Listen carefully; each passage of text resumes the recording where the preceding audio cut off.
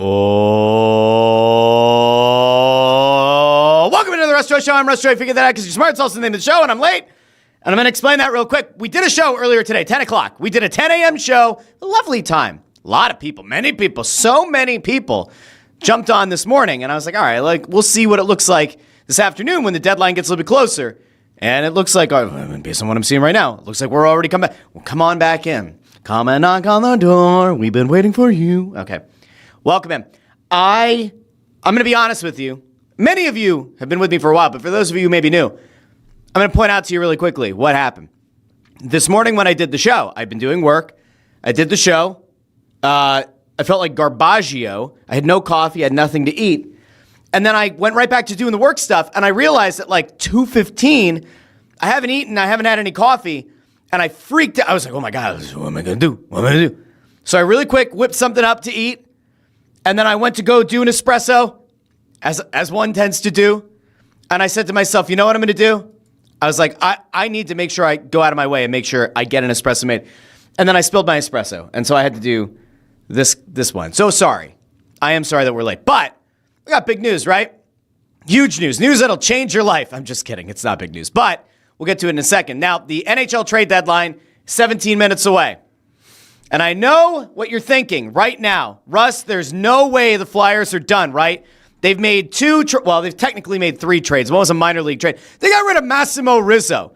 Can we have a conversation really quickly about poor Massimo Rizzo? That was a guy that, great name, first of all, top-notch name.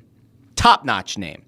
But they moved on from Massimo Rizzo, so, we'll pour one out for him. I don't think that trade is really going to mean much of anything if you're a Flyers fan. But yeah, They sent out Massimo Rizzo along with another player for a couple of guys that I think are going to report to the AHL, if I remember correctly, based on what I saw. That's really not the concern today. We talked on the 10 a.m. show. While we were here, we jumped into what was going on with Bobby Brink and what was happening with the Bobby Brink trade. So we had Bobby Brink got traded to Minnesota, in case you missed it on the earlier show today. Got traded for David Jiricek, who was the number 6 overall pick in the 2022 NHL draft. 1 pick after the Flyers, who drafted Cutter Gauthier. We're not going to talk about that today. Last year, the Flyers were interested in going after Jiricek again. Instead, he went from Columbus to Minnesota in exchange for a player and 4 draft picks. And then you fast forward a year, he spent half of the season with the AHL, with the Iowa Wild, half the season with the Minnesota Wild.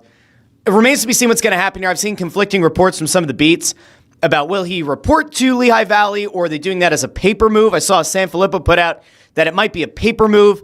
If he's sent to the Phantoms to start, it would make him eligible for the AHL playoffs. If he goes straight to the NHL, that would not be the case. I don't know if it matters really, to be honest. And I don't think that if he goes to the Phantoms, that it's a sign that the Flyers think that he is just an AHL caliber player. I do think that ultimately their goal here is going to have Jiricek be an NHL defenseman. Will it happen this year? I would certainly hope so. If it doesn't happen, well then fine, we'll have to adjust. Okay, so that's one. That's the first thing, okay? Second thing. We saw a trade go down a little bit ago, and then I'll go out to the comments and we'll see what else is brewing out there. But we saw a trade go down, and the Flyers have, they made it official. It happened it went official 15 minutes ago. But this was the trade. The Flyers have moved Nic Deslauriers, who we believed last night was going to be on the move. He was the last guy off the ice for the Flyers. They signed Garrett Wilson from the Phantoms, who's a badass guy, a dude who can defend his teammates. But yeah, the Flyers made it official. Nic Deslauriers is gone. He goes off to Carolina. What a shame for him, right? You go from this team to the Carolina Hurricanes, one of, if not the best team in the Eastern Conference, one of the few teams that could conceivably hoist the Stanley Cup in a few months. Nic Deslauriers, thank you for your service, but he is gone. Nic Deslauriers traded for a 2027 7th-round pick, and it is also noted that it is a conditional pick. Now, I have not yet seen the details on what the conditions around the pick are. I mean, if Nic Deslauriers wins 85% of his fights, then what? Does that become a 3rd round? No, of course it doesn't. So it's a conditional pick. We don't actually know, to my knowledge, what the conditions are. Could that become a 6th round pick? could there be a trigger that sends it to 2028? Like, I have no idea. The fact that you're able to get off of Deslauriers' deal, I guess, is a good thing. The fact that you're able to move him to a contending team is good for him. On a human level, you feel good for the guy. I never thought it was a smart signing. I never thought that the deal made sense, but fine. Like, he has the opportunity to go join a contender. Whether or not he plays in the postseason remains to be seen, but he's going to get to go and enjoy being in Carolina. So you got that. So Nic Deslauriers is gone. Bobby Brink is gone. And now what? Now what? Where do we go now? Rasmus Ristolainen has not been moved. And there was a report not that long ago, and I think I saw, it might have been Jordan Hall is the one who put it out. A few of the beats noted it, but Rasmus Ristolainen out on the ice at practice. Here's Jordan Hall putting out some top-notch video. This is not the Zapruder film. This, in fact, is young Rasmus Ristolainen out of practice. Oh, there he is. Number 55 in your program, number 1. And hopefully somebody's heart, hopefully another NHL front office's heart. I'm not sure that it's going to happen. Certainly doesn't feel like it's going to happen, but here you go. So there's Risto out on the ice. Now, you might be wondering, hey, out of curiosity, do we worry about him being at practice and getting hurt? No. I was more worried about the game last night. That went out the window. So what are you left with? You are left with Rasmus Ristolainen right now out at practice with his teammates. And I got to tell you, it doesn't sound like he's going anywhere. It doesn't sound like Risto's moving, which we're going to wait for 3 o'clock. We will wait for the official word that he hasn't been moved. But I've got 2 reads on the situation, and neither of them are particularly good or positive if they aren't able to move off of Risto. Now, there were other names that were bantied about. There was a conversation about could Noah Juleson potentially be on the move. There was a conversation about whether or not you would see a guy. Previously, there had been a thought Nick Seeler could be a guy moving, but Noah Juleson was a name that's come up. Owen Tippett's name has come up. But I want to know, first and foremost, before we get into the anger and the despair, I guess, around Risto not getting dealt, I do want to know from all of you out there, and I'll put a poll up over on the YouTube channel, over on the Russ Joy Show YouTube channel. If the way that today goes down is Bobby Brink and Deslauriers, and those are the only moves, is that good enough? So I'll ask that again. Is moving Brink and Deslauriers good enough? As a Flyers fan, it's a simple question, yes or no. Is it good enough? I'm not asking if you like the return. I'm not asking if you think that the David Jiricek trade is a good one. I'm not asking if you think the value of that asset is worth it. Not asking that. Asking simply, do you think that trading Brink and Deslauriers are enough? I would argue no. We had a good moment on the 10 o'clock show today where I said, hey, good stuff. You got a guy who was number 6 overall pick in 2022, defenseman, 6'4", doesn't play particularly physically, but maybe you can fix that. Only 22 years of age. And you say to yourself, all things considered, that seems like really good value for Bobby Brink. Deslauriers gets you a conditional 7th-round pick. That's not surprising. But is that good enough? I say no, right? Like, Risto still being here is a problem. It's not a problem in the locker room. But Risto not being dealt, coming off of an Olympics where everybody was riding high on Risto, that's an issue. Him still being here after that is a problem because I cannot envision a scenario where over the next 21 games to close out a playoff-less season that Risto's stock is going to be higher in the offseason. This, to me, was it. If you were ever going to try to maximize whatever value Risto had, it was now. And we've seen a bunch of defensemen get dealt. Like, I mean, I can pull up the NHL trade tracker here real quick. But, like, there have been defensemen moved. We saw it last night. I mean, it happened late, right? But Luke Schenn got dealt last night. Let me see. Where are the trades from today? There have been a few. Man, we've had some really interesting trades. By the way, maybe the weirdest trade of the day was Corey Perry going to Tampa for a second-round pick. That feels wild. And they also punted it, by the way. If you're LA, it was smart. They punted it to the 2028 draft, which I thought was interesting. Nick Foligno goes to the Wild. The Wild also acquire Bobby Brink. Talked about that. The Rangers sent Sam Carrick to the Sabres. He was one of the two that was held out of the lineup. It was him and Trocheck last night were held out of the lineup. I can tell you that unless there's an absolute flurry here at the deadline in like these next 8 minutes, this season will come in well under last season's activity in terms of the NHL trade deadline. I'm going to pull this up really quickly because I did this breakdown. I didn't bring it up on the show earlier today, but like this, I did a little bit of this morning. So if you look at last year on the trade deadline day, there were 26 trades in the NHL last year. 26 trades on deadline day.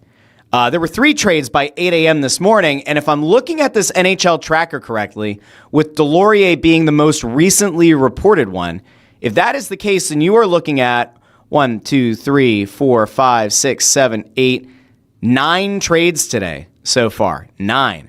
16 off the pace from a season ago. Not ideal. Not ideal. Now, remember, 3-4 days ago, the national media pundits were calling this a buyer's market. Yesterday, they started calling it a seller's market.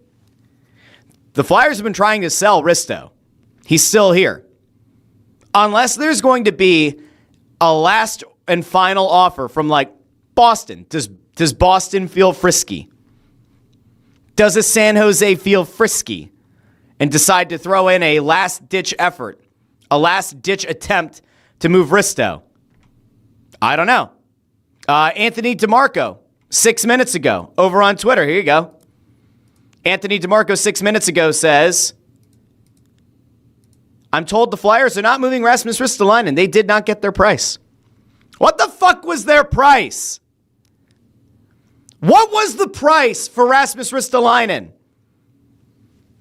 What was the price? I got to tell you, I have a sinking feeling. I'm going to tell you the sinking feeling. The sinking feeling is that the Flyers came into this week with an exorbitant price on Rasmus Ristolainen. And if you remember back to last year, around the deadline, before Risto got hurt for the second year in a row, around the deadline, there was a belief out there from the national media pundits that the Flyers had too high of a price on Rasmus Ristolainen. And here we are post-Olympics. You start here from the national media guys. There are more teams now getting in on Risto than before. Where'd that market go? Buffalo would not meet any kind of asking price. We watched defensemen this entire week get moved. Risto's still here. So here are a few questions. And if and when Danny Briere gets to the podium while we're doing this show, I will zoom out to Danny Briere and for his comments. But, you know, the real question here is, did they set the bar too high in terms of expectation? My hunch here would be yes. Because if they had a low bar, they set a second-round pick and a prospect, Risto would be gone. If they were looking for a reclamation project, even like a Jiricek, I would argue he'd be gone. If they had been willing to, or if Buffalo had been willing to move a Hellenius, which seems ridiculous, or a Mertka straight up for Risto, I think Risto would be gone. But he's still here, which makes me think one of two things is true, right?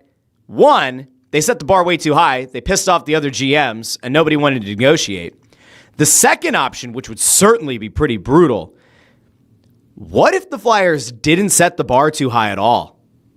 Like, what if the Flyers didn't set the bar as a first-round pick and a prospect? Like, we've been kind of assuming, based on the cost of some other players, that would be it. First-round pick and a prospect. But, like, what if that wasn't the bar?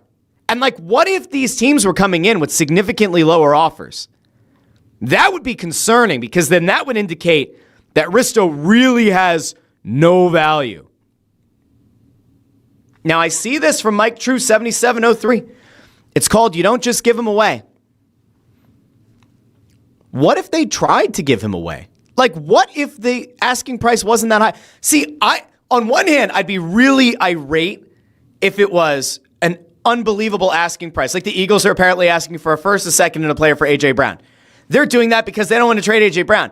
If the Flyers went into this week with a similarly ridiculous asking price for Risto, well, then I'd be kind of mad, right?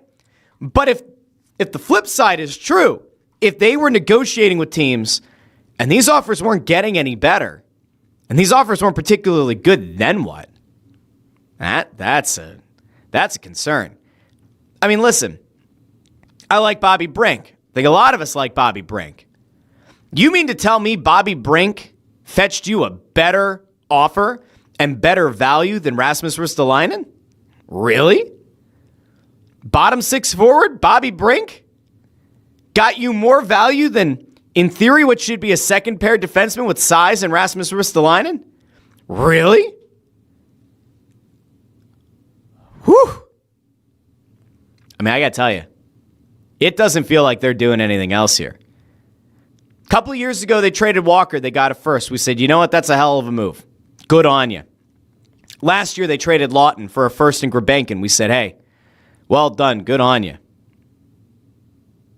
They traded Brink, and this morning we said, oh, that's a really good start. I wonder if that portends good things happening. Could it mean that another winger could be in play? Could it mean that a Tippett could be on the move? Well, no. Could it mean that we're going to see another defenseman move? No. They moved Deslauriers. They moved Brink. I'm going to go over to the poll. Let's see. What does the poll say right now? Wow. Holy smokes. So I asked the question over on the Russ Joy Show YouTube channel. There's a poll up. If you're on Facebook or X or the Joy Media YouTube channel, I'd encourage you to move over to the Russ Joy Show YouTube channel. You can participate in the voting and also in the discourse that you see on the screen. That's where most of the people like to spend their time going back and forth. We're up to 100 votes on that poll. 92% of the people say no. Moving Brink and Deslauriers is not good enough.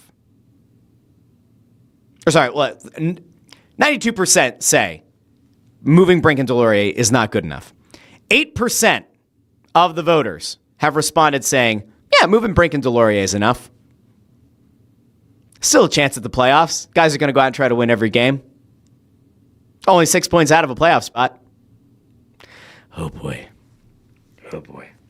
Now, I did note the trade volume before. 25 trades a season ago. What were we up to, 9 before? Let me see if anything else has gone up on the NHL site. No. So 1, 2, 3, 4, 5, 6, 7, 8, 9 trades is all we have had today versus 25 a season ago. I'll also note to you that the trade volume from March 1st to 5th, which is a little bit misleading because March 1st to 5th this year is up until like the day before the deadline. It's on, it's those 5 days. I also pulled up March 1st through the 6th last year. So it's a 6-day segment because the trade deadline was on the 7th.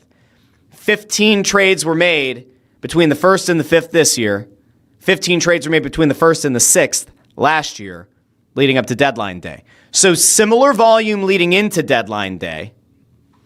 But the deadline day itself, 25 trades versus 9. Again, we heard buyer's market, then we heard seller's market. I got to tell you, this is not good. Not good at all. Not good. We did see about an hour ago, Bill Meltzer put out some good news if you were looking for a young player to get excited about, and a young player that I think a lot of people have gone into the season hoping that we would see something from and get an opportunity. Alex Bump expected to be recalled and make his NHL debut this weekend. So there's a little bit of positivity. You want some positivity? Bobby Brink gets moved out. You're feeling sad. Your intern Andrew, you're crying into your pillow. Alex Bump, friend of the Snow the Goalie podcast. We will be cheering for Alex Bump. He'll make his debut this weekend, according to Bill Meltzer. Bill Meltzer would know. So there you go. But yeah, we got to get back to this. I'm going to go out to the comments, try to get to as many as I can. I also see that video guy Amadeus here Did I tell video guy Amadeo to show up? I did not. He must be so livid at this point. He must be seething right now. Hold on, let me see. I think I have a way. All right, let's see. Amadeo. Hey, you there? How you feeling? Rage. He's feeling rage. Okay. Rage. Can you keep me apprised if a trade goes down? Yeah. I'm gonna do some comments. Can you let me know if any, wave your hands or like light your beard on fire if anything comes up, and I'll bring you back in a minute. All right, so let's go out to the comments. The trade deadline has now passed. It is 3:02. Pending there being some move that no one has heard of. That's it. That is all. It is a Bobby Brink move around 10:15, 10:30 in the morning. A Nic Deslauriers move around 2 o'clock. And ho-hum. That is the trade deadline. Yeah, guys, this is bad. Let me just look at the poll real quick. We're at 91%. 122 people have now voted. 89% of respondents say that moving Brink and Deslauriers is good enough. I'll keep that poll up. I don't mind. It's fine. Okay. Let's go out to the comments and see how people are feeling right now. I appreciate all of you who decided to join me this afternoon. And if you're here from the morning as well, welcome back. Okay. Kel Mitchell. Who loves orange soda? Kel loves orange soda. Is it true? I do. Ooh. Okay, sorry. Kel, I'm sorry. I'm sure you get that all the time. Welcome to Good Burger, home of the Good Burger. Can I take your order? Okay, sorry. I'm so sorry. I'm sorry, Kel. I just need to find a little bit of joy in this life. All right, Kel Mitchell over on X says it's time for Danny and Jones to be on the hot seat. Another failed deadline. Here's the one pushback, though. They dealt Walker for a first, dealt Lawton for a first, in back-to-back trade deadlines. They did not move Risto, but he was hurt 2 years in a row around the deadline. I don't remember who else we were incensed about them not trading. And they did move Farabee and Frost last year. I don't know if you could say it's another failed one, but this doesn't hit. This definitely doesn't hit very well. Nick Abe says, go Flyers, baby. Time to build that culture. Oh, God. Chris Freed says, give the Flyers credit. The one constant this century is for them to overvalue their players. They see talent and potential that no one else does, and the results support the outsiders. Chris also says, I was 8. Oh, Amadeo, we got a hand wave. What's up? I don't know if you saw this or not, but I think this comes from Jeremy Rutherford of The Athletic. Blues are trading Justin Faulk to the Red Wings.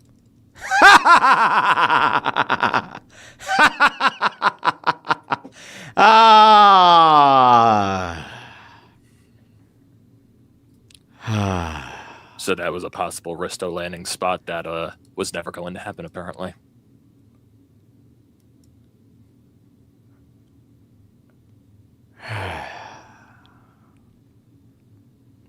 Okay.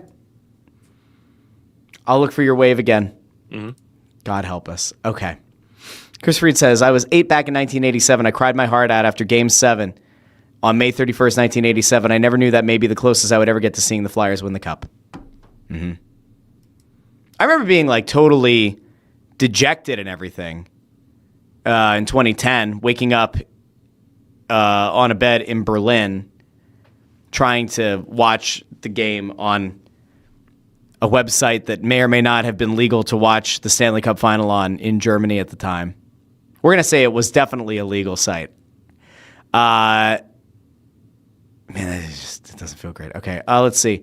Eric Berkey says, been a pretty boring trade deadline so far. Joe Papel, lower the ceiling, lower the floor. Not the bar, Joe, but well, we'll take it for now. Lower the ceiling, lower the floor.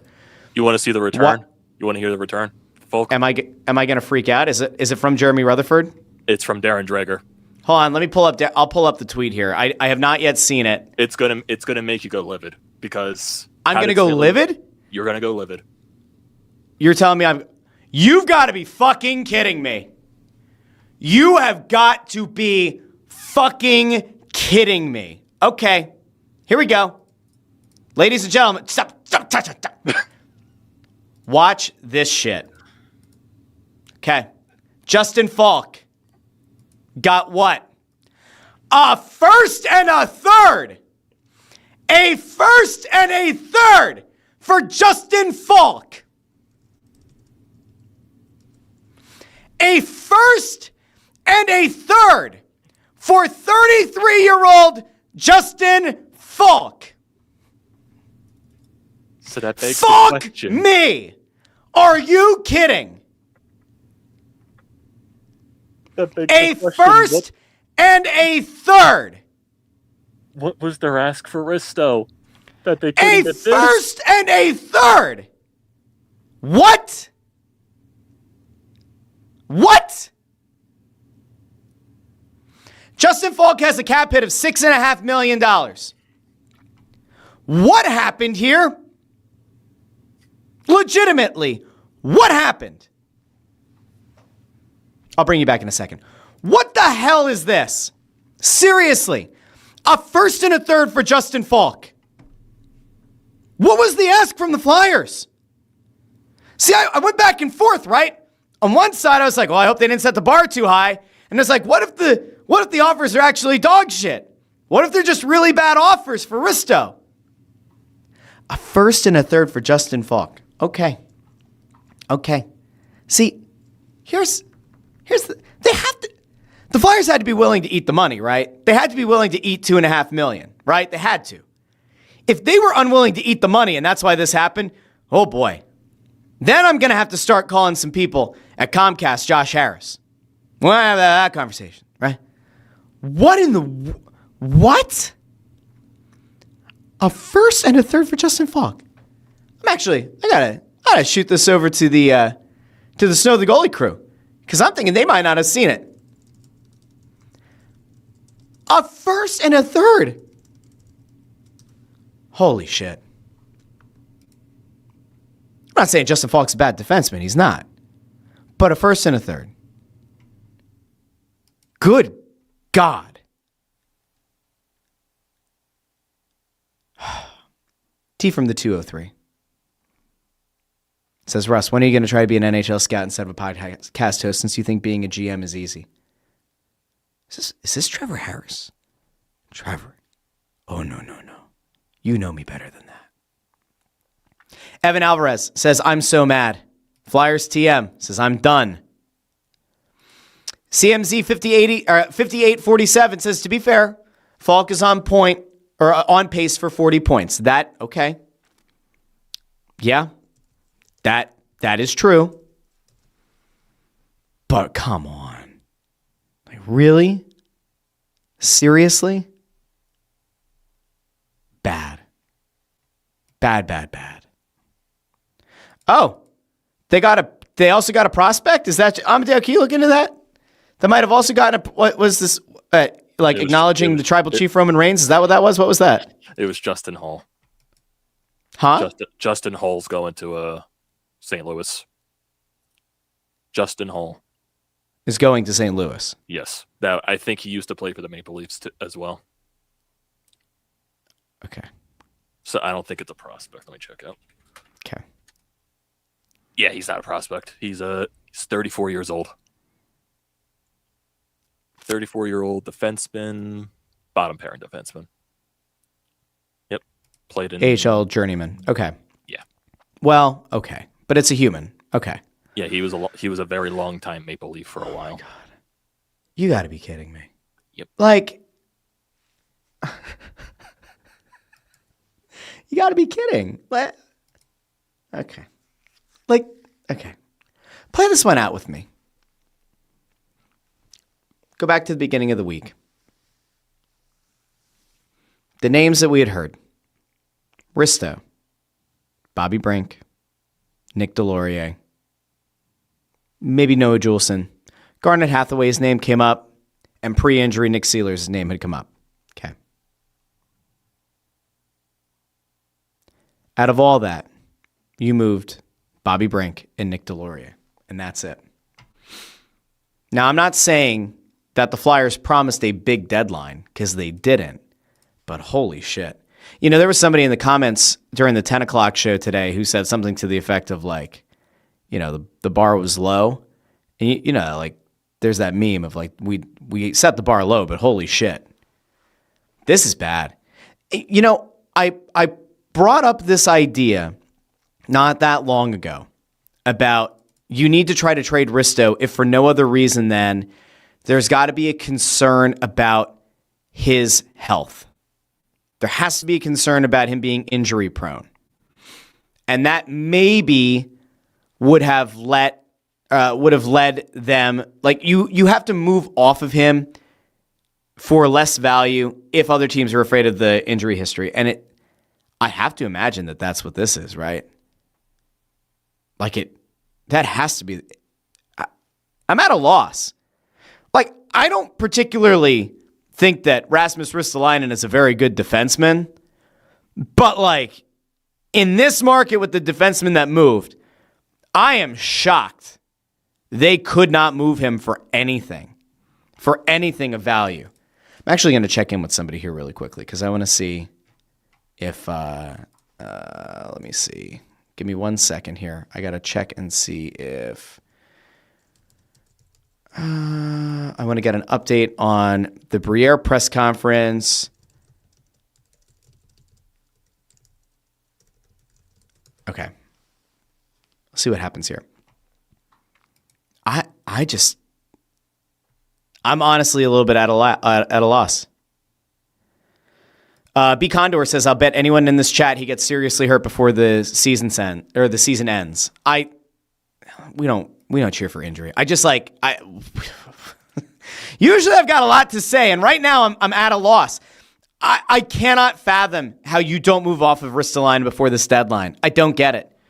I don't get it at all. You couldn't drum up a market for Garnet Hathaway, who's had a bad season. I get it. You were afraid to trade Noah Juleson for some reason, or you didn't want to trade Juleson if there's a chance you were going to trade Risto and then have another hole, on the blue line. Okay, maybe. But really? Nothing. Okay. Landros 2 says, fine with the Brink trade. Not sure I expected much of anything from Briere. He's entering the Chuck Fletcher territory. Oh, boy. Joe Papel says, Danny's been using the Fletcher Mort app. You got Leafs Captain 27 saying, quote, hockey trades are hard, end quote. A good old Chuck Fletcher quote, if we've ever seen one. Venom Claus says, so next year is year 4, and they added what? A left wing and Zegras. Great. So that's it. I mean, if you look at the last couple of years or whatever, and you think about what have they added? Michkov, who's playing on his offside, playing on the left instead of the right. Zegras, who I still think they should experiment with that at center for the next 21 games, but the coach doesn't want to, so okay, cool. So that's another wing. You added Porter Martone, a wing. You added Jet Lachenko, a high upside player. Very fast and elite skill set, vision, and okay. You traded up for Jack Nesbitt. I'm not going to poo-poo the Jack Nesbitt pick. I actually do still like the concept of Jack Nesbitt. I loved the concept of Roger McQueen. I tried to manifest it. It almost happened. But I like Jack Nesbitt. So there's a big center. Is he going to be a 1C? No. Is he going to be a 2C? Maybe not. Amadeo's waving. I can't wait for this. David Pagnotta says Scott Laughton got traded. Again. And also the full details of the Brayden Schenn trade are out. What did the Brayden Schenn trade end up being? So Brayden Schenn to the Islanders for Jonathan Drouin, a first-round pick, a third-round pick, and a goaltending prospect, Marcus Gidloff. That actually does go to show you, though, what kind of price teams would be willing to pay for a center. Now, I don't think there's anybody right now. I mean, maybe I'm crazy. I'm trying to see what the Scott Laughton trade is. It just says he was traded. I don't view Brayden Schenn as like a 1C. I certainly don't view him as a long-term 1C. He's 34. He's got a $6.5 million cap hit for 2 more seasons. Yeah, at this stage, he's a 2C. But that got, what was it again? It was a first-round pick? First-round pick, A first round pick, a third round pick. They don't know what year they're in it right now. Okay. Goaltending prospect and Jonathan Drouin. That's a good haul. Yeah. For Brayden Schenn. St. Louis has done good this trade. But that tells you exactly what the market was going to be for a center, which if you are somebody who hated the signing of Christian Dvorak, if you hated the Christian Dvorak move when it happened, the decision to extend him when they did, if you hated that move at the time, you're going to feel vindicated here that the Flyers should have hung on to him without the extension and dealt him at the deadline. Oh, yeah. The flip side to that is there are no centers in the offseason, and you don't have any centers who are remotely close to being able to play in the NHL next season, unless you're really going to force the issue with Lachenko, which I can't imagine you will. This is why I think it's insane that they haven't really given a significant look to Zegras at center. But I digress. So, on one hand, I think you can be upset if you wanted to get a first-round pick for Dvorak, which you probably could have gotten now. But on the other hand, you're so fucking thin up the middle that anything you would have tried to acquire, probably even this offseason or at the draft, would have cost you a first-round pick. So I'm not here to try to sell people on the idea that the Dvorak extension was a good one, but they legitimately have no one in the system to add to the lineup. There are no free agents of value coming up that play center. You're going to have to trade a boatload of assets to try to get one in a trade. So I don't know. Holy smokes. All right, let me back out to the comments. Okay. Good God. Venom Claus says, sellers again for another year. Leafs captain says Briere to Minnesota for Billy Guerin. Yeah, that's not happening. 19154 OG says, Russ, hello? Hi, how are you? Is there a question to go with that? That was like the guy last night who was trying to get my attention, Ant's attention, and intern Andrew's attention, standing at the thing and goes, hey. And we don't respond, excuse me, sir. And then I look up and Ant goes, yeah? And the guy goes, oh, never mind. And then he walks away. And then when he eventually came back around, he asked intern Andrew something to the extent of, how many beers does a Newport negate? If you smoke a Newport cigarette, how many beers does that take off of your drunkenness or something? All-time question. I have no idea what that's supposed to mean. Let's see. Jim G 9930 says, so Briere is looking at the slop of a roster and says to himself, yeah, I don't need to improve it. Yeah. The players dictate the rebuild. Fuck that. So much. Fuck that. Makes me so angry. Oh, come on, Russ. They were trying to win last night. They were trying to win last night. They're trying to make the playoffs. They were trying to make the playoffs. I hate it so much.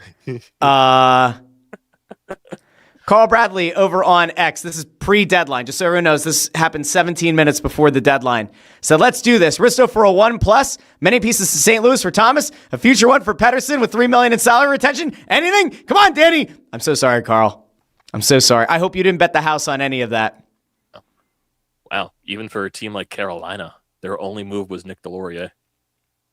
Yeah, but I don't think Carolina really needed to do much to add to that team. That's true. I really don't.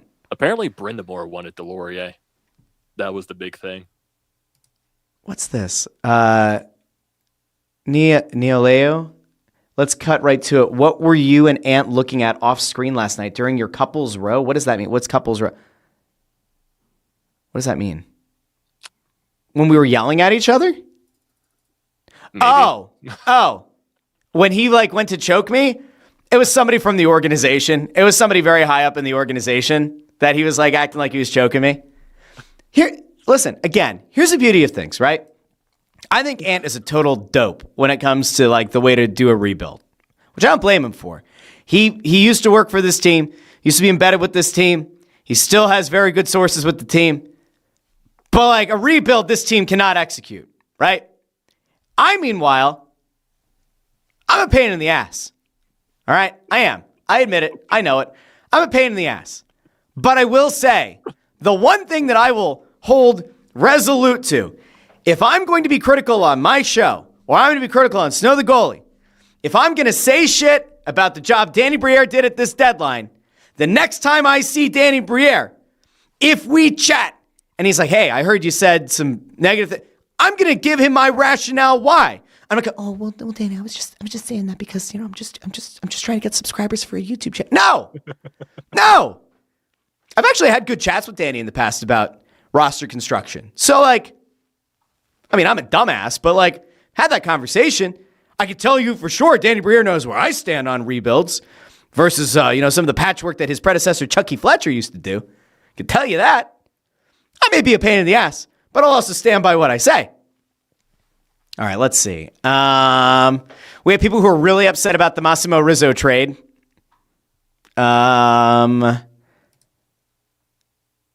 Consummation of grief, says Deslauriers gone. Damn. That might be the first and only person on the stream today who's like, damn, I wanted to keep Nic Deslauriers. For what reason? What reason? I've seen people wear Nic Deslauriers jerseys to games. I'm like, why? He's not a bad guy. I know, but it's just like, is that a guy you really go get a jersey of? I mean, it's weird. You want to know what's funny about this entire thing? What's that? So my father sent me a text during this entire thing for the season ticket holder stuff.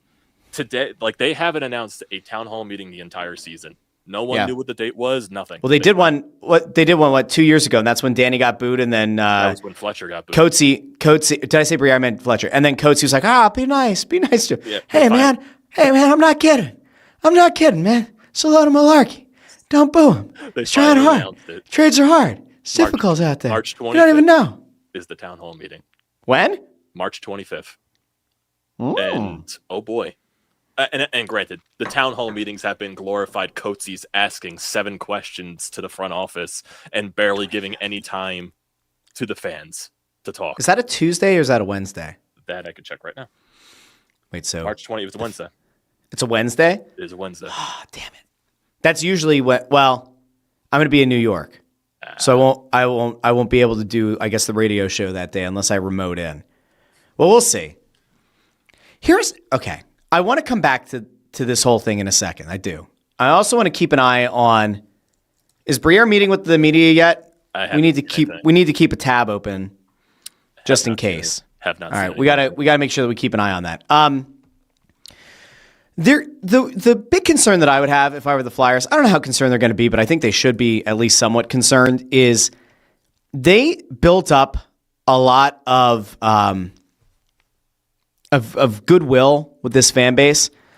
And when Briere took over, and they effectively said we're rebuilding, they had, I think, the permission from the fan base to really tear things down and to try to do something that hadn't been done before.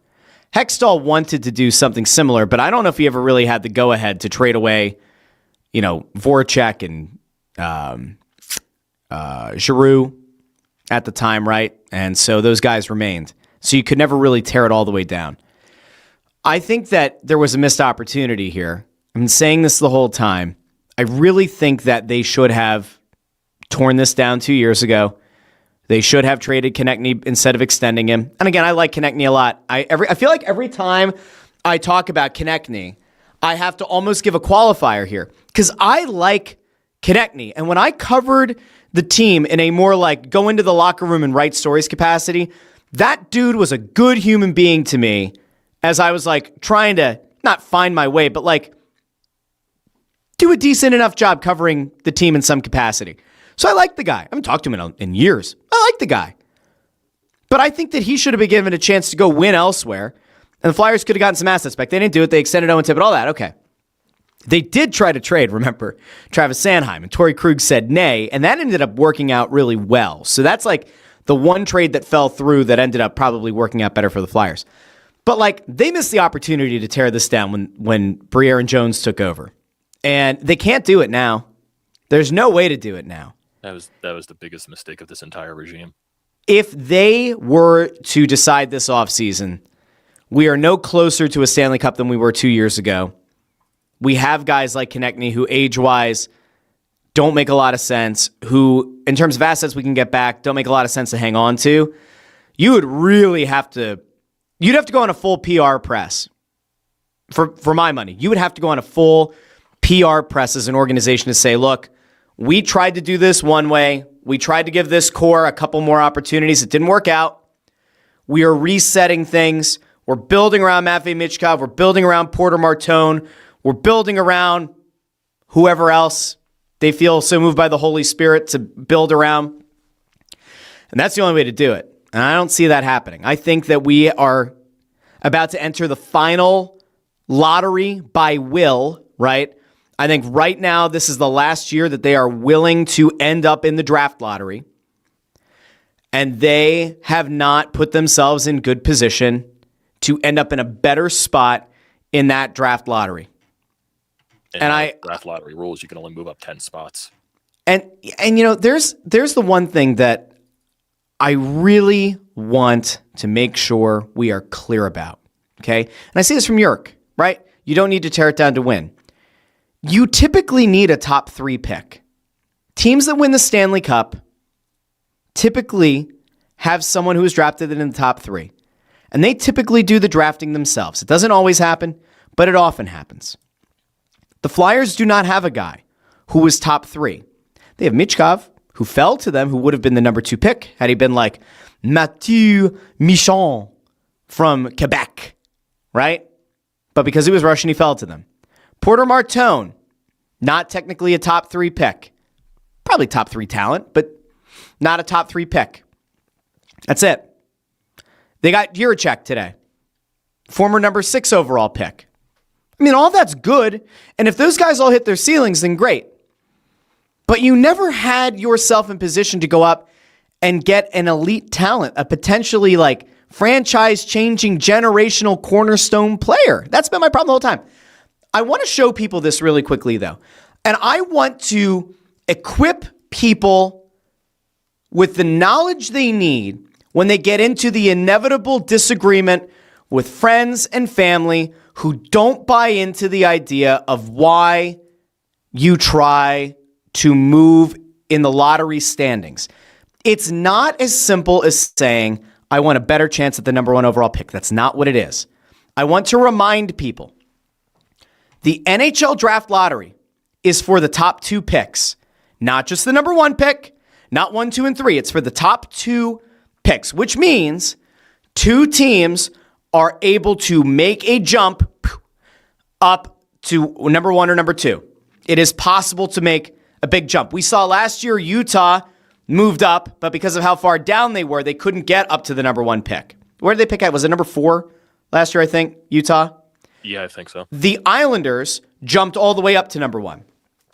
My whole thing is this, and it's very, very simple. And again, I am merely trying to explain to those who might not fully grasp this, refuse to grasp it, whatever. I want to show you right now where the Flyers are, because no one should be looking at 6 points out of the playoffs. You should be looking at this. Okay? I'll take the comments down for a second, then we'll bring them back. Here's where the frustration lies. It's right in here. Okay? Flyers are at 67 points. They have 2 games in hand on Washington, who technically have 2 more points, right? Flyers lose both of those games they have in hand, then they flip-flop with Washington.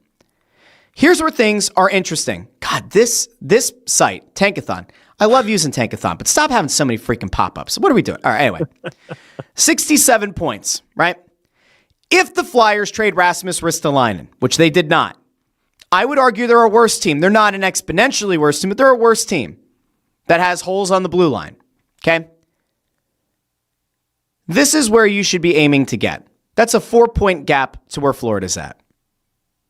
I don't think that you're going to be able in 21 games to end up around where Winnipeg is at, where they're at 60 points. I don't see it. I could be wrong. This is a lot of teams for you to fall behind. But the reason I get frustrated is a very simple one, okay? It's not about the percentage chance of moving up to number 1 overall. You'll notice here that if you finish at number 12, the highest you can end up finishing is number 2. You can only move up 10 spots, which is what this percentage is versus here, right? If you are San Jose, right? San Jose, as currently constructed, could not move up to number 1.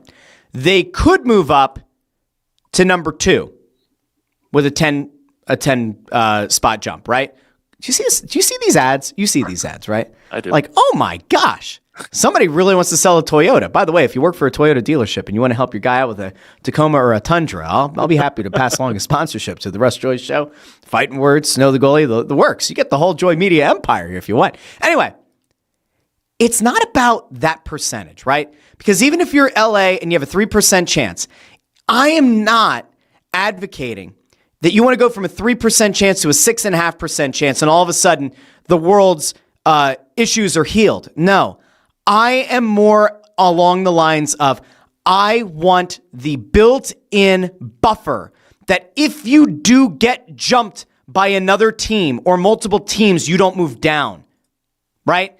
If Ottawa in this scenario or Columbus in this scenario were to move up, the Flyers would move down to 15, right?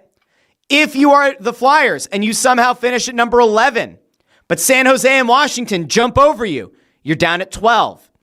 My big thing has always been shoot to get somewhere around 7 so that if you somehow do get jumped by 2 teams, the worst that you're finishing at is 9th. You're still picking comfortably in the top 10. So when I say to you guys, hey, it's a 4-point gap to number 7, it's not because I'm looking at it going, oh, well, you're going to go from a 0% chance of the number 1 overall pick to a 6.5% chance. I mean, is it great to have 6.5 over 0? Yeah, because if Gavin McKenna's the number 1 pick, he's not a center, but if he's the number 1 pick, cool, yeah, you want a 6.5% chance, it's great. I look at it more as I would rather not potentially fall to number 16. I would rather be in a spot where at worst you fall to number 9. Does that make sense? Am I crazy?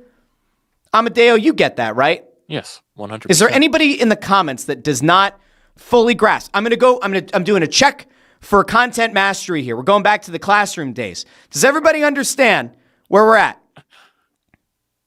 Anybody's got any questions? I mean, I could scaffold this, right? I could do different visual cues. All right, if you have a 504 or an IEP, you can send it over to me and I will make the appropriate accommodations. I'll get Amadeo instated as a paraprofessional, okay? He'll work with you. He'll be your one-on-one, okay? We're not making light of IEPs and 504s. I don't need the Department of Education coming after me again like they did when I put my cert on ice. You remember this, Amadeo. I still have beef with the Pennsylvania Department of Education. Putting my license, my teaching and principal license, what the hell did they call it? What was it called? It's not like they don't like put it on reserve set. Oh, it was voluntarily something. Voluntarily like inactive. It's like being in a fraternity or something. It's like voluntarily inactive teaching certificate. Anyway. Here's the update on the Walton trade. He got traded. Oh, please no. Please no. No more. I don't know the return yet. It's just Scott Lawton to LA Kings from Elliot Friedman. You know what? Good for Lawton. Good for Lawton. Because if you remember last year, I was like, listen, it's long beyond time to move Lawton, right? He got to go to Toronto. Toronto felt like a contender. Hey, human level, good for Scott Lawton, right?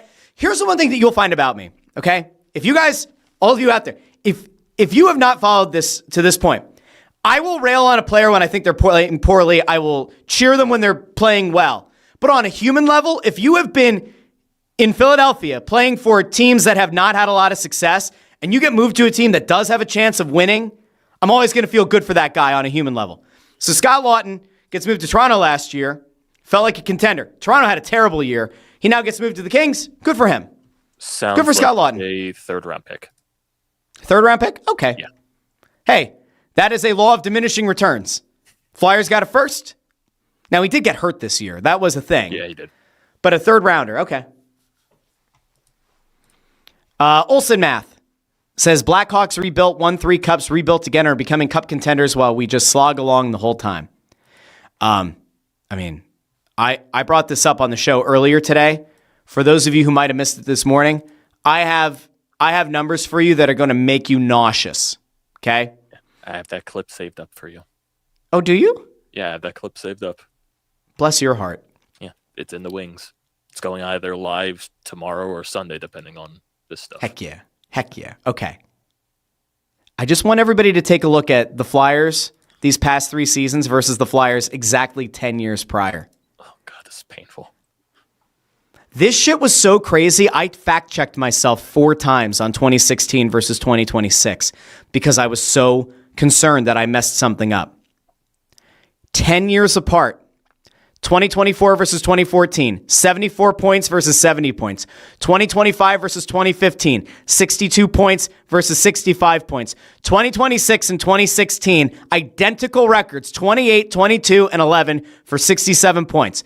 When you wonder why Flyers fans are crazy, when Paul Bissonnette goes and says all the dumb shit he says about how Flyers fans are so stupid and this and that, the reason Flyers fans are insane is because a decade apart, we have still over a 3-year period landed in exactly the same spot, the exact same record at the trade deadline, and no closer to a cup than in 2016. I actually want to play something out here really quick. 2015-16 Flyers roster.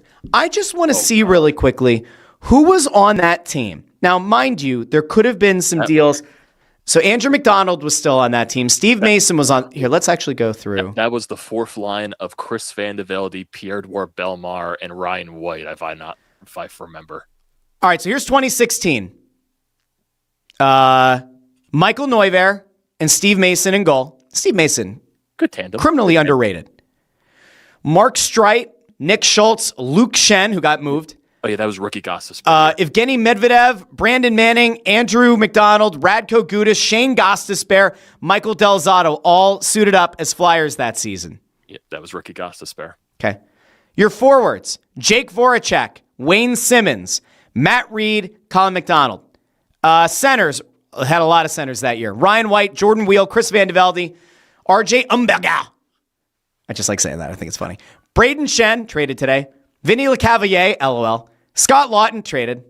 Claude Giroux, Sam Gagner, Sean Couturier, Nick Cousins. Left wings, Michael Raffle, Taylor Lear, Pierre-Edouard Bellemare. As much as we laugh about that team was better than this one. Oh, yeah. The only position I think you can argue right now the Flyers are better at right now is starting goalie. As good as Steve Mason was, I think I would still take Dan Vladar. Mark Streit. How does Mark Streit line up versus like a Travis Sanheim? I think Sanheim probably a better defensive. Streit was a good number 2 defenseman on a top pair. He was a good power play guy. Gostisbehere, you maybe would compare to like a Drysdale, but Gostisbehere clearly more of a power play merchant, definitely a better power play quarterback. What did he finish? What was it, second or third in his Rookie of the Year voting that year? Yeah, you would compare Luke Schenn maybe to like Risto, maybe. So maybe like depth-wise, you say the blue line is better now than it was in 16. But that forward group, Voracek, Simmons, Giroux, at least when it comes to like the top-end talent of those guys, that felt like you were closer than right now. And that was one of the bad Giroux years, too, when he didn't produce as much. Yeah. So I love this too, by the way. MJ Bruno, Rafflecopter. I used to post that on the Phillies fan forum back when MLB teams had the message board. I used to post all kinds of Flyer shit on that board. Anyway, crazy to look back at that team versus this team. But like legitimately, I think you would make the case, or you could make the case, this team isn't all that different from that one, and that is inherently a big issue on its own. That you're 10 years beyond that team and you're in the same place. I'm also checking here. I do not see a media availability yet. No one announced anything. I actually talked to Anthony about this earlier. He called me. He was like, hey, how did your show go this morning? And I was like, oh, it was good. Like I had a nice big number. I think we were at like 1,400 views on YouTube alone from this morning show, which is cool. Again, greatly appreciate everybody. And we were talking about when will Danny be available. And he said that the belief was that the Flyers had a flight around 4 o'clock. So he was like, oh, I fully expect that Danny's going to be available before a 4 o'clock flight. But like, are they waiting for the availability until they get to where they go? Pittsburgh? I don't know. So I know that Ant drove down to Voorhees. I actually texted him to be like, hey, if you want to pop on, by all means, because he had something interesting that he said to me. And I don't know if he wanted to make it public, so I'm not going to make it public. But he had a tidbit that, like, it was about Risto. He had a tidbit about at least one supposed package. And what I will tell you is that It was not as if. Wow. It was not as if the what? They have on your YouTube channel a press conference for Danny Briere. It was scheduled at 3. It's not even live. Like NBC Sports Philadelphia is still live. There's just an empty chair there for Danny Briere. Oh boy. Yeah, I see it. Okay. We'll keep an eye on it. Anyway, I don't want people to think that like the tidbit that Ant gave me was as if like, oh, the Flyers had like a second round pick in Mertka on the table yesterday. That was not what he told me, right? It wasn't like, oh, they had a first and a shitty prospect available from like Detroit and they didn't take it. The package that he told me, I found underwhelming. And that deal didn't get made, which, again, it means one of two things. They either had too high of a bar, or it means that other teams really did not value Risto, or it could be a combination of both. Here's what I will say. If you are a Flyers fan and you wanted proof, how I often will remind you that national media pundits are information brokers between front offices and coaches and players and agents. Excuse me. This trade deadline should prove that beyond a shadow of a doubt. We saw at least 3 or 4 national media people say that there were a ton of teams in on Risto, more teams than expected in on Risto. Deal does not get done. That to me feels like there was some information being fed by the Flyers front office, Risto's agent, or perhaps both to try to create a market that never came to pass. Do I think that the Red Wings checked in? Yes. Do I think that Buffalo checked in? Yes. Do I think San Jose checked in? Probably. Do I think that there were 3 to 4 teams that had varying degrees of interest in Rasmus Ristolainen? I do. Do I think any of them ever got that close? No. It certainly doesn't feel like it. Doesn't feel like it at all. It kind of just makes me feel like they never wanted to trade him. And they were just, okay, if you just blow us away, we'll trade him. That's just kind of what it feels like.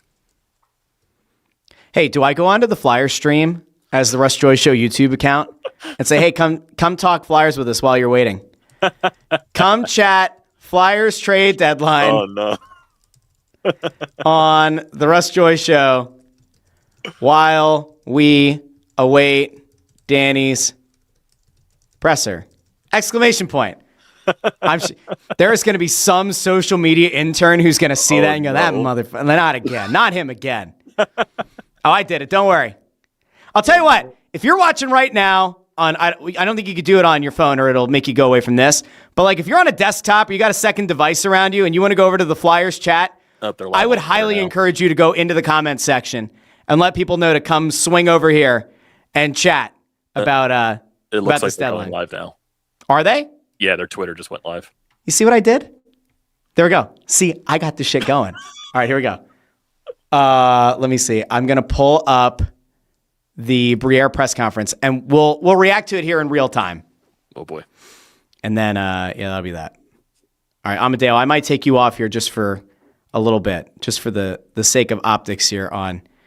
All right, here's Danny Briere. Let's hear what Danny has to say about whatever the hell just happened in this trade deadline. All right, here we go. Danny Briere, live from Training Center in Voorhees.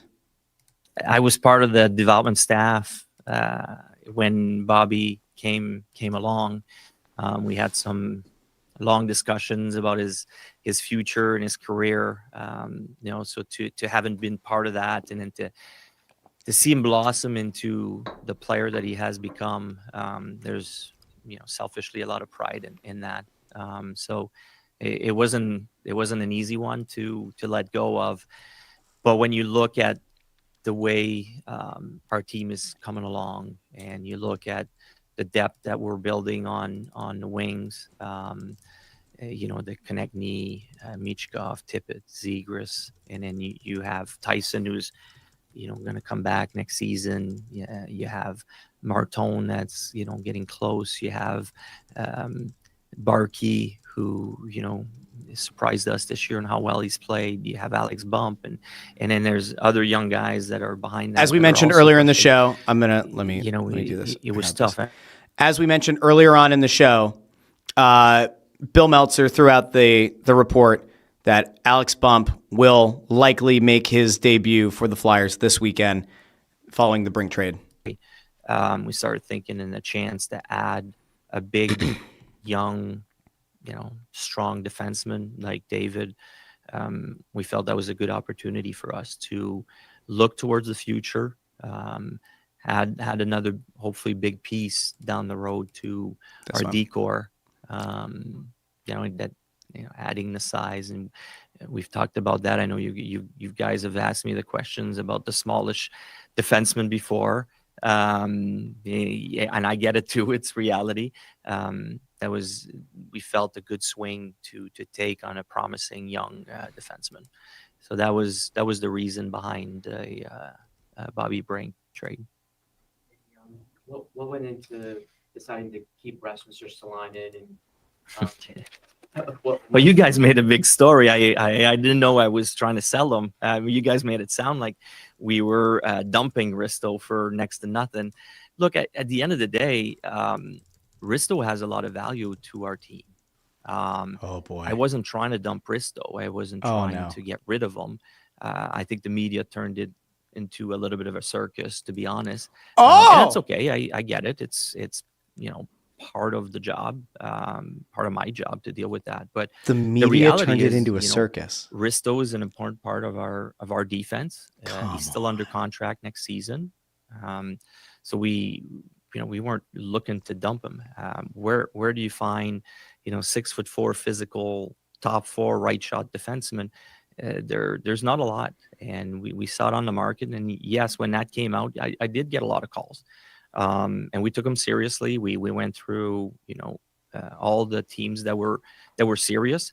But at the end of the day, it just did not make sense value wise. There's nothing that made more sense to trade him for what he brings. Risto's an important leader in our room. I can promise you that our guys prefer having him on their side than playing against him. Oh, geez. He's the type of defenseman that brings guys to the fight because, he runs around, he hits guys, and he pisses off the opponents. There's a lot of value to that. And at the end of the day, it made more sense. We listened, but it made more sense to have Risto with us. Oh no, baby, what is you doing? The Risto situation there, you guys add Jiricek, a right-handed shooting defenseman. You have Oliver Bond coming up, another right-handed shooting defenseman. Who knows when he's going to be ready? But he's not far. Is there a concern that by keeping Risto, you're boxing those guys out? In the near No, it goes, and I know you've asked me the question, the same thing with our wingers, our young wingers coming. I think it was early this season, and and it's kind of the same thing there, right? When they're ready, we're going to make room for them. A little bit like the Bobby Brink trade. We feel guys are almost there, and we're trying to make a little bit of room. It's the same thing. I can't say that David and Oliver Bunk are ready today, to come in, especially in a top 4 position. So they're not going to put Jiricek in, is what I'm hearing, and play in a bottom pairing as they start, but they haven't even done that yet. So, I think they need a little bit more time, and we need to protect them a little bit. You asked those 2 young guys to come in and play. I mean, Risto's playing top pairing with Sanheim right now. I don't think it would be fair to ask David or Oliver to play those minutes. Nobody would ask them to play those minutes. They wouldn't play top pair. We hope that at one cascading effect. Somebody moves up. I don't think they're ready for that role yet. And Risto has shown since he's come back that he can handle those minutes. He's shown at the Olympics as well how valuable he can be for a team. So we hope they get there, but we want to protect them as well along the way. With regards to I'm at a Risto, loss. I don't expect you to go into the details of what you wanted for him, but can you reveal if there was ever a first-round pick on the table for him? I don't like discussing that. I don't think it's fair for the other teams either. To start putting stuff out. All I can tell you is that the value wasn't as high as we needed it for us. That means there was not a first-round pick Was available. David a player that you specifically targeted, or was this circumstantial where you found the team that was interested in Brink and he was a player that was intrigued to you? Because, he's obviously been moved before. Yeah. Were you interested in him even before he went to Minnesota? Yeah. All right, so I'm gonna mute Danny for a second. I have in my ear, so I'll let you know if he says anything of value here. You guys can let me know in the comments if you care enough to listen to the stuff about Brink, but I think we're all kind of on the same relative page here. The thing that's shocking to me is the thing that has me honestly sort of beside myself right now is this notion that you're bringing in Jiricek. You have 21 games left. You're not going to get a look at him? I mean, it doesn't even sound like they're saying, hey, we're going to send him to the Phantoms for a few games and then reevaluate. It sounds like they're going to have Jiricek finish the season with the Phantoms. Now, if you think he's not an NHL player right now, okay, I don't know. I'm honestly, I think I'm more at a loss about that decision and that statement than anything else. All right, I'll bring him back, and I'll also bring Amadeo back here. Play a big, heavy role that we just talked about. Yeah. What's up, Amadeo? So he became... I muted him. What's up? You might hear him, but... When Anthony played circus music behind your rant yesterday, this fits perfectly for circus music. He's shitting his pants right now. This is a terrible press conference. He blamed the media for driving the Risto thing out of control. Oh, okay. I think a little bit about Jamie Drysdale. Totally different style of players, but I think about the development of Jamie talking about Drysdale, Jiricek, by the way. Where they both came in at 18 years old. It was probably a little too early to turn pro yet. Go through some ups and downs, probably lose their confidence along the way. So he's going to need some love. He's going to need some reps, especially. He needs time. He needs to play a lot of minutes and build his confidence. The talent is there. It's working with him. And defensemen, it seems they need time. We saw it with Jamie. To see him kind of he's not wrong about that part is really exciting. But we went through some a learning curve with Jamie. I expect kind of the same thing with David. We're going to give him the chance to build his game. We're going to work with him. I really like what Todd Reardon and Rick Tockett's staff has done with a lot of our young guys, especially Jamie on defense. So we hope the same kind of wave can be on. These answers aren't bad. That part's not bad. Explaining that they don't want to rush Jiricek in is fine with a decent contextual example of Drysdale. Yeah. You have Though. made well clear that your number one need is center. Yeah. Trevor plays both. Good question here. Right now, you guys feel Trevor hasn't played much center this year, but where do you guys see him going forward? Well, he's been at his best when he played the wing this year. That's just the reality. I wish I could say the opposite. I wish I could say he's much better when he plays center, but the reality is he's been at his best when he plays with TK and Dvorak. So that line has been our best line for a while now. So that's why I kind of have him when I mentioned the wingers that put his name on there, because he's been mostly on the wing. But because the coach refuses to play him at center. Some games he's played a few games in the middle. We know he can play the middle as That's well. the problem. But he just seems to have some chemistry with Dvorak and TK at the moment, and that's why I put him more on the wing. Going back to Jiricek for a second, what do you see him? What do you see his potential as? Do you think he has the potential to be the impact guy that teams thought they were getting when he was a top 10 pick? Has that been lowered a bit because of how his post-draft development has gone? How high are you on his upside? Well, the potential is high. He hasn't maybe come out of it or come out of his draft year as maybe as high as people expected. And look, that's why he's available as well. If he was playing like Matthew Schaefer, no, we wouldn't be talking about him. But we still see a high potential, and 21, 22-year-old 6'4" defensemen of his caliber are tough to find. We know we have to work with him. We need to be patient. We need to give him a little bit of rope to develop him. But like I said, that's why I go back to the Jamie Drysdale learning curve. Gives us hope that he can get on the same track and eventually become a difference maker for us.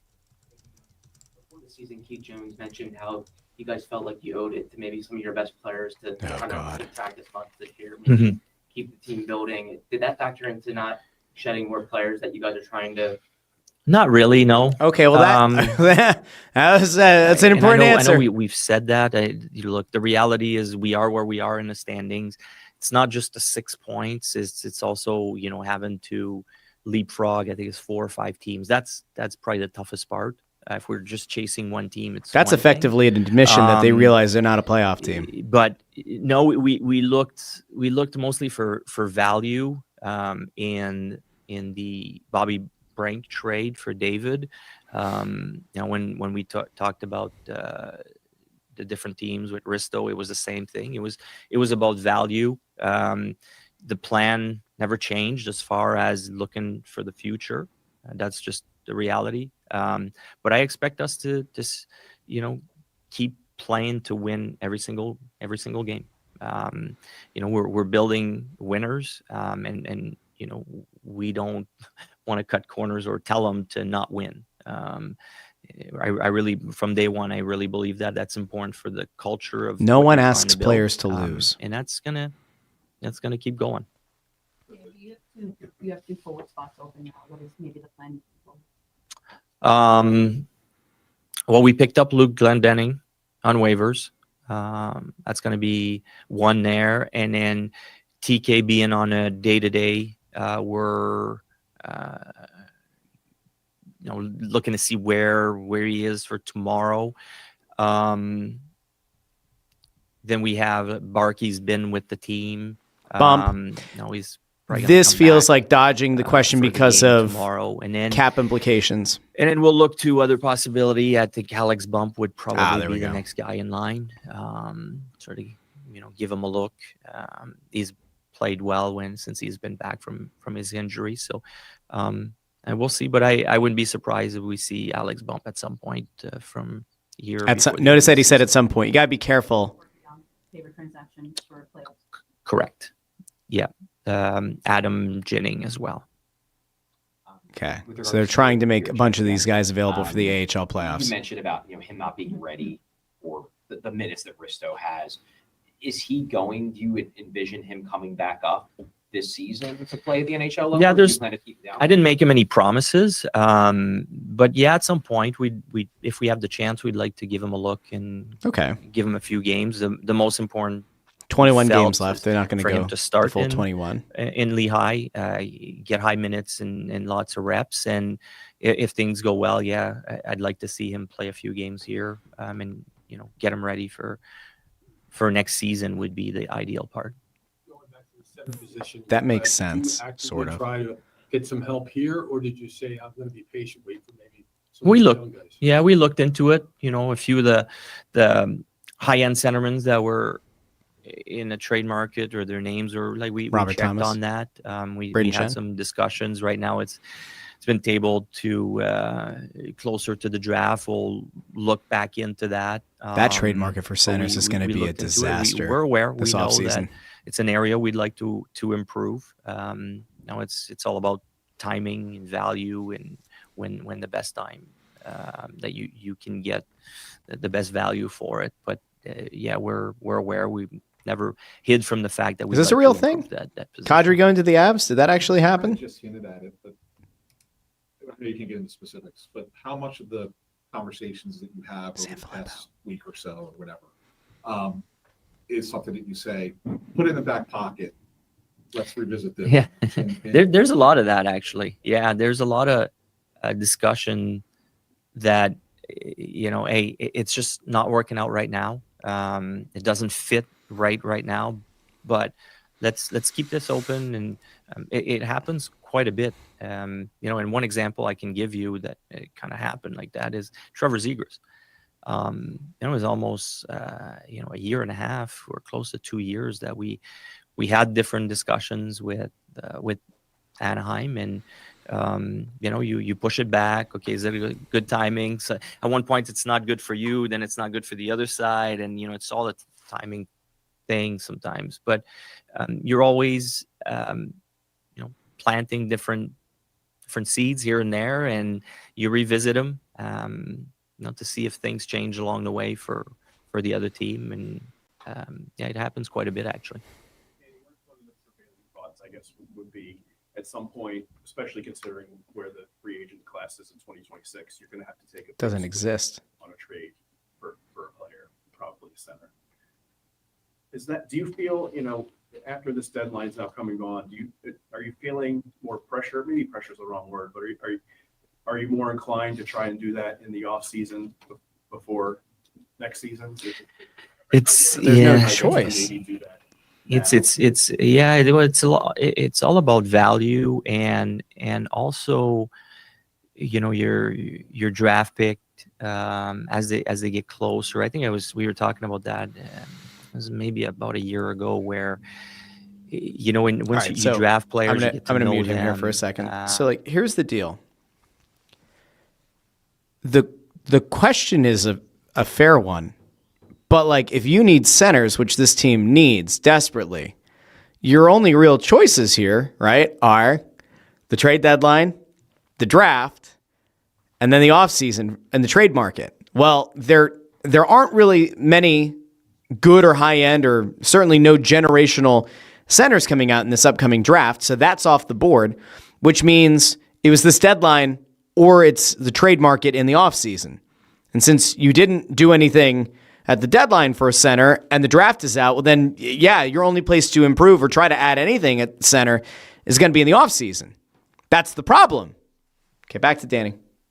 Just going to, and, take it. Maybe kind of like Barkey did this year, surprised us a little bit. There's going to be some opportunities for our young guys to do that as well. A few more questions. You guys obviously. Oh, we just got the few more questions warning. You guys didn't sell that many people off, and you were buying things. What do you feel like the plan going forward is to more, try to make a little bit more push for, or are you guys going to start focusing on, like you said, calling out some of the younger guys? Yeah, it's about keeping playing the right way and staying competitive, playing hard. And that's what I love with our group. To start with, Rick Tocchet, how competitive he is. He looks like a terrible hire. Not Briere. I still have faith in him. Tocchet looks like a worse hire every day that goes by. Especially our young guys. The work that he's done with a lot of those young guys tonight this season. I go back to Madve. That's not the guy to lead with. I know I came out a couple weeks ago, and there's uproar with that. But since then, uproar around the shit the coach said. He's played much better. It's been fun to see the development of Zegras, Barkey, Grabenkin. I was really excited to see Grabenkin, who he also wouldn't play consistently in the beginning of the season. He had the hot start. Barkey, who he kind of talked about maybe sending back down. Have a great season. He meaning Tocchet. And I could go on. Tippett has played more and more consistent. So there's so many good things that I want, and I hope that we keep getting better and better. And if somehow we can get back in the playoff hunt, that would be great. And if not, then we'll get ready for next season. But that's what I expect from our team. Is there any update on Forster? Any update on Forster? Yeah, Tyson is doing really well. I think when we announced he had the surgery that he was going to be out until the playoffs or somewhere the beginning of the playoffs, he's pretty much on pace. So good news. Nice if we could get in the playoffs. Make the playoffs. But make the playoffs. Get Tyson Forster back. So far, it's going well. Big addition. All right. To skate and shoot pucks. So there you go. It's trending in the right direction. And there's hope. I know he's going to start knocking on my door soon to get back in the lineup. Earlier, he's just There you that go. type So, of all person. right, He's gonna get to the push playoffs. get Tyson back Forster on maybe is the back for the second or third We'll see round. what Good. All happens, right, go but it's Flyers. exciting. Are you able to reveal the nature of that surgery, the force surgery? I don't think that was ever announced. Okay. Yeah, I just had surgery, upper body surgery, somewhere in the upper body area. Is there any update on Nic Deslauriers? Nick is day to day. Man, oh man, oh man, oh man, oh I man. don't believe he'll play tomorrow, but after that, everything is possible. So Yeah, he's vacant really alleyways. close. This isn't a bad point. I will remind me to come back around to this though. Yeah. Well, Nick has been a great teammate, a great protector for our guys for the last few years. We had a discussion, him and I. Nick wasn't looking to leave. He loves it here. I think he even said his family is not going anywhere. They're staying in the area. But he said, if you need to trade me, I'm open to it. I don't have a problem. So I said, look, we're not trying to trade you, but if you want to have the chance to go chase a cup, we would give you that opportunity. It's a good I organizational had a thing to do. Chat with Carolina. They were interested, and Nick was interested in chasing that as well. So it's one of those things, Nick has earned that right for everything that he's done for his teammates and for our players, our organization. I felt it was the right thing to do for him. Last question here. On Glendening, was the idea of adding him like to give you guys? I know you guys struggle a little bit with face-offs in your defensive zone in the short term. Is that thing like having a right-hand face-off guy in your own end? Yes, it's part of it. Question. And since we lost Rodrigo, Not what I expected. That made it tough. I mean, Talk even put Grunstrom lately in the middle. It wasn't ideal, but we wanted to try to help the team out a little bit with a guy that can come in, take face-offs, like you said, and kill some penalties and hopefully stabilize This is that bad. fourth line center role that we lost with Obels going down. I think that's the end. Thanks, All right. guys. There's Flyers GM Danny Briere. That is the media availability. You heard his thoughts. You can let me know in the comments what you think. I want to address this, though, quickly. Michael Finn, 2164, says, Russ just wants to be outraged. Performative anger. You clearly don't know me. There's no performative anger here. Sometimes hyperbolic, not performative. The way that I feel about this team and the moves, what you hear and see is how I feel. When I close up this show and my wife asks me, hey, did they do anything at the deadline? She's going to hear the exact same thing. When my buddies text me later who have stopped paying attention to the Flyers, when they say, hey, was that a good deal for Brink? They're going to hear the same thing that I had to say on the show. I'm not going to be yelling. They're going to hear the exact same thing. Not performative anger. Frustration. Justified. What you call performative anger, I call justified frustration. Not great. Joe Papel says, really looking back, Russ, we are in the worst case scenario. It's sad. Here's the problem that I have. Bring Amadeo back here. Okay. If you had shown me from a macro view, let's just say we take the GMs out of it, right? And we take a look at the level of success or lack thereof. We take the coaches out of it. And we just look at the results over the last 6 years, 7 years. And you looked at that time period. And you looked at where the teams were around the deadline, preseason, after the regular season ended. I think you would have a really hard time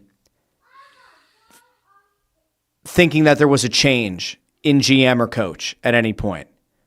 The results themselves over the past 7 years, I don't think are all that different. And I even showed everybody versus 10 years ago, 2016 and 2026 have the exact same record, same amount of points at the deadline. You can almost make the case that if you didn't know that there were GM changes, coaching changes, player changes, and you looked at the last 10 years, you could just as easily be told, oh yeah, They had the same GM and coach in place the entire time. Am I wrong? No. And that's the problem. Can you bring back up that performative anger comment again? Because I have something to say to that guy. Oh boy. Because oh boy. I gotta find it. You gotta find it. I gotta find it. I can't find it. Hold on, let me. If you're able to, still, you got Amadeo mad. Michael Finn, how could you? I can't find it. Where did it go? Whatever. Performative anger. Oh, here it is. What? How in God's name is this a performative anger stunt?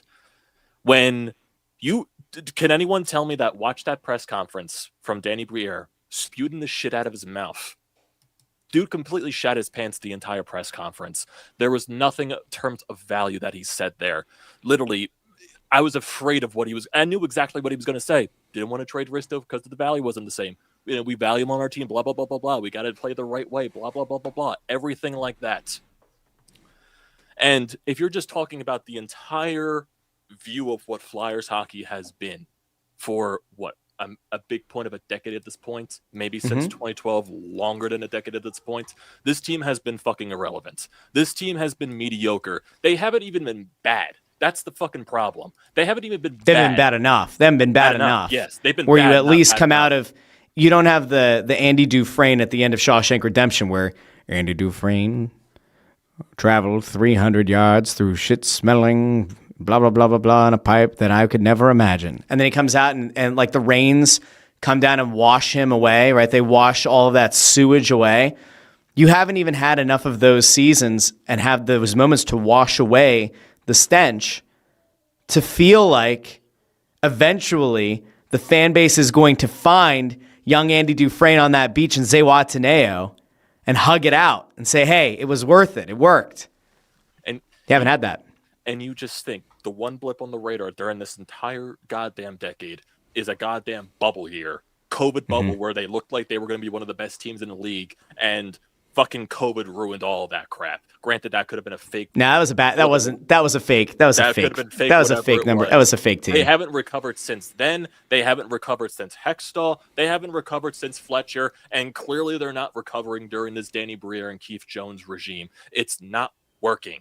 And just on performative anger and everything like that. The last time the Flyers were legitimately a good hockey team, I'm 27 years old right now, turning 28 this year. The last time they were a good fucking hockey team, I was in 8th grade. That is half my fucking life. That is actually the last time that they were. No, wait. I mean, aside from 2010, that was the last time they were in a conference final, right? Is when I was in 8th grade. That's the last it was time the Tampa series semifinal. Getting Jersey Devils. Hearing that the Flyers had lost their game. Yeah, they were. They Bad lost stuff. to the semifinals in 2012 to the New Jersey Devils because of fucking Ilya Brizgalov and that entire fucking crap right there. Ilya. 2011, 2012 before then, that was the golden era of Flyers hockey for me. Ever since then, putrid fucking crap. And I try to be positive throughout the entire regimes that followed everything through. I tried to be positive through Hextall because he preached the right stuff. Building through the draft. Yeah, you should build through the goddamn draft. You know what he didn't do properly? He didn't tank.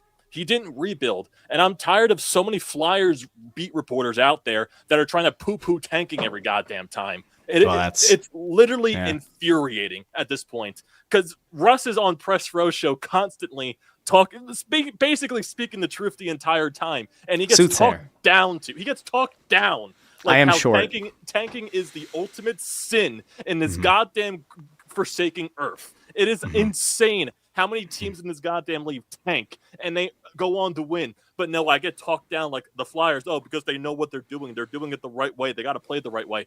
What the fuck is the right way? Who gives you the fucking right to tell me what the fucking right way is? Man, he's getting mad. It's a family show, Amadeo. For goodness sakes. So the Flyers piss me off. Family show, Amadeo. There are so many years that I tried to be positive with this team. I'm just done with it. I am completely done with it. Amadeo's done.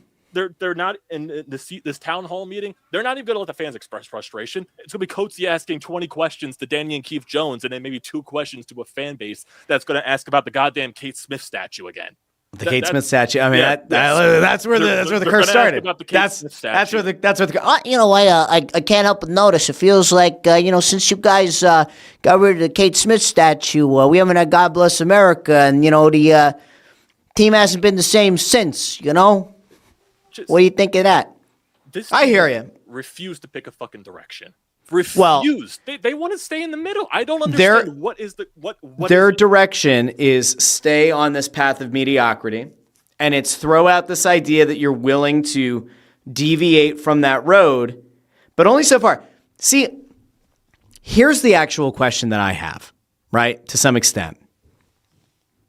When we look at the Phillies, I think Dave Dombrowski's a fool, but I do have to admit that it feels as though there may be some financial constraints being put on him. I think Daryl Morey is an atrocious executive right now for the Sixers. But I do tend to think that Josh Harris has said, I'm not paying the tax. You got to get creative, get us away from it. What's happening with the Flyers? That's my question. Because it's not a financial thing. They would spend to the cap if you let them. Is it that they have not enabled Danny to tear it down? Here's what'll be interesting, because we will not find out while Danny and Jonesy are in control. We'll find out after them, however many years that is from now. I want to know if there was a point in time where somebody from the ownership level, or maybe even Hilford, somebody vetoed the idea of making a Konechny trade, vetoed the idea of making a few additional moves to tear things down. Because if that comes out, that explains a lot. Right now, we have a lot of questions. Here's the problem. We have more questions right now than we have answers. On aggregate, do I feel like the Flyers are a worse team today without Bobby Brink? Yeah, marginally worse. Do I think that was a good bit of business to get a guy that I think has significantly higher upside in David Jiricek, the former number 6 overall pick in the 2022 draft? I do. And in a vacuum, it's a great move. And it is a move to celebrate and not say, oh, you're being a shill. No, that is a very good move. That's a high upside move. You're pissed off. I think you would agree. That is a good move. Yes, it's a move. It's the same thing as the Zegras move. You're banking on the high upside. But then the only negative I will bring up to that is that all the moves you're going to make. Or you're just going to make moves that are reclamation projects. That's why it's like you make that move in a vacuum and you say, hey, it's a good move. Nic Deslauriers. Is moving Nic Deslauriers going to change anything about whether this team wins and loses games? No. Is that 7th round pick going to really help things? No. From an organizational perspective, in back-to-back years now, Eric Johnson last year, Deslauriers this year, you took a guy who did things as a leader for this team and you sent them to a team that had a legitimate chance of winning a Stanley Cup. From an organizational perspective, if you're trying to sell your team to agents and to eventual free agents, not 2026, maybe to guys who have you on a no-move clause, when you go to make a trade in the offseason, you've done good there. You can't poo-poo that. It is simply the decision and the inability to make additional moves. That is why the comment section on YouTube and Facebook and X this entire show has been largely negative. It's why the comment section on the 10 a.m. show this morning was also largely negative. It felt like the fan base as a whole, 10 a.m. this morning, I'm yelling, I'm frustrated. The commenters are also frustrated. The Brink trade goes down. Y'all feel kind of sad because everybody liked Bobby Brink. You look at the return, you say, hey, that's significantly better return than anyone thought they were going to get. You had the fan base starting to trend positively. And then hours go by. Deslauriers gets dealt. Risto takes the ice at practice, and you know that means it's done. It's not happening. And then you start getting the reports. It's done. He's not moving. And then all that positivity the fans started to feel is snuffed out. Now, I will say it's entirely possible this team falls on its face, right? This team got blown out. And I say blown out, it's only a 3-0 shutout, but they got blown out last night. They got outplayed for 60 minutes last night. Brink was a guy that a lot of guys liked. Deslauriers was a respected vet. Is it possible they're going to fall on their face? Yes. I'll tell you what, they won't do it because Lord knows we don't tank in hockey. We don't tank in Philadelphia. I would let Travis Konechny sit out as long as he needs. I would. they're talking about, is Konechny, we have to see how about tomorrow. If I were Travis Konechny, I think you want to get in. I don't know what incentives he maybe has in his contract. But after a few weeks ago, I actually kind of feel like Konechny, in a way, had a less outward Joel Embiid moment ahead of the deadline. Embiid said, I know that we typically try to avoid the tax. I hope we actually try to add to this roster, right? Going into the playoffs. Konechny, was it 2 weeks ago, a week and a half ago, post-game, said something to the effect of we clearly need to add more top-end talent to this team. He wasn't actively campaigning for it this year, but if you're him and you're wearing an A on that sweater and you're viewed as one of the guys who needs to be the engine to get this thing going, you're the guy that they refer to as the spiritual, the spirit animal of the team, and you watch this happen,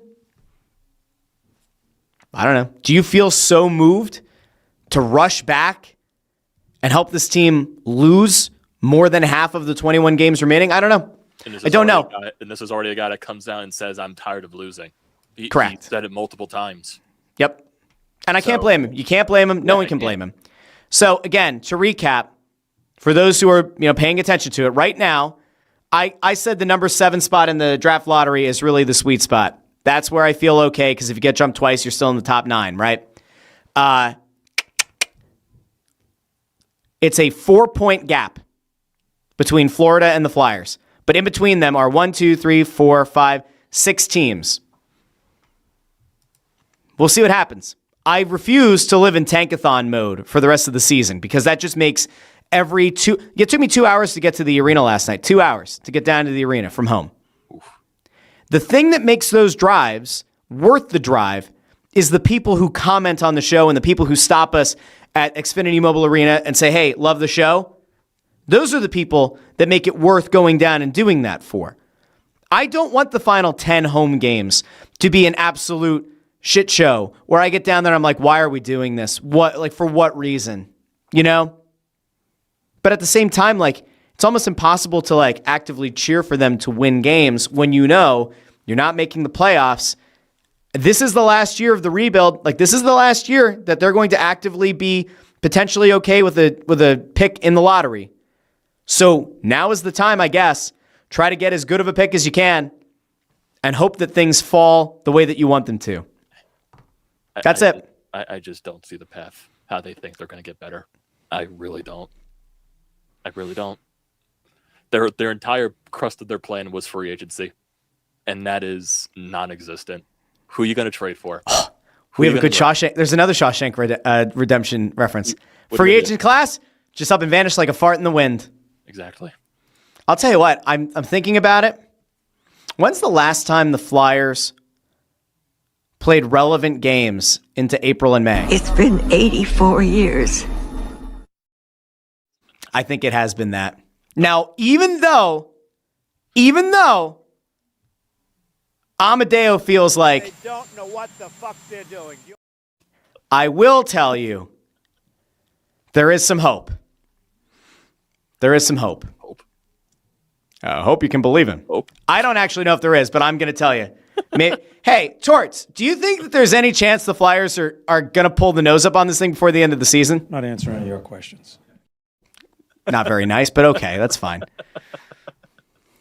Hey, Herman Cain, Oh, no. are the Flyers going to win a bunch of games this year?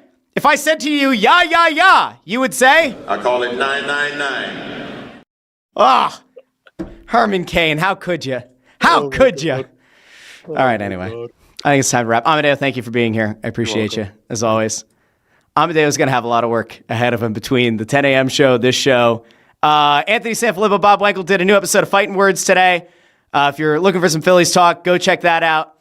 Snow the Goalie's back next Monday. We're back with Press Row Show on Monday night down at Xfinity Mobile Arena.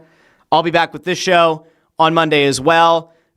Next Wednesday, there's a Press Row Show. I will not be there. Ant will not be there. I'll be in New York. Thursday is going to be a special edition of Snow the Goalie Radio. That is taking place, I believe, is it Drexel Hill? Is it North? I don't remember which one. I'll put that out on social media. But we have an episode. Oh, no, it's Bordentown. Next Thursday. It's not next Wednesday for Snow the Goalie Radio. It'll be a Thursday. We're going to be in Bordentown, New Jersey. So That's kind of like what we have going over the next however many days. So a big thank you to everybody who joined me. If you were here for the morning show and this one, I appreciate you. If you were only here for the afternoon show, I appreciate you.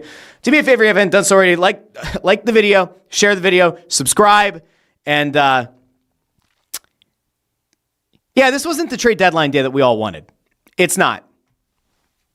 We wish Bobby Brink well in Minnesota. We welcome David Jiricek to the insanity that is the Flyers fan base, I suppose. We hope that he does well with the Phantoms, and if he gets a call up to the Flyers, that he plays well as well. Guys, keep the conversation going over on YouTube, on Twitter, on Facebook, X. If you see the short form content on TikTok, Instagram, Facebook, YouTube, hit those with a like, follow those accounts as well. And if you like the podcast feed, remember this show is also available on Apple Podcasts, Spotify, Pandora, Amazon Music, wherever you get your podcasts. I think it's going to be okay. I can't promise it, but I think it's going to be okay. Have a fantastic Friday. I'll talk to all of you Monday here on the Russ Joy Show. Until then, I've been Russ Joy, but you knew that already because you're smart. It's also the name of the show. How do we get out of purgatory again? You have to have people pray for your soul to get out of purgatory. Maybe we need Flyers fans to find more faith. Can we pray for ourselves to get out of hockey purgatory? Can we get other fan bases to pray for the Flyers fans to help get us out of hockey purgatory? It's a thought in this Lenten season. All right. Have a great day, everybody. I'll talk to all of you on Monday here on The Russ Joy Show. Bye now.